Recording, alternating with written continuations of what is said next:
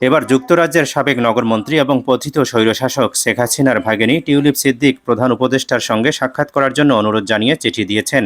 Doctor ইউনূসের বিরুদ্ধে সর্বাত্মক যুদ্ধ চালাচ্ছে আওয়ামী লীগ, এমত অবস্থায় টিউলিপের এই সাক্ষাৎ প্রার্থনা নিয়ে রহস্যের সৃষ্টি হয়েছে। ব্রিটিশ দৈনিক গার্ডিয়ান জানিয়েছে, নোবেলজয়ী অর্থনীতিবিদ ডক্টর ইউনূসকে লেখা এক চিঠিতে সিদ্দিক লন্ডন সফরের সময় আলোচনা করার সুযোগ চেয়েছেন। টিউলিপ সিদ্দিক তার চিঠিতে লিখেছেন, তিনি আশা করেন তাদের মধ্যে একটি বৈঠক ঢাকায় দুর্নীতি দমন কমিশনের সৃষ্ট ভুল বুঝাবুঝির দূর করতে সাহায্য করবে।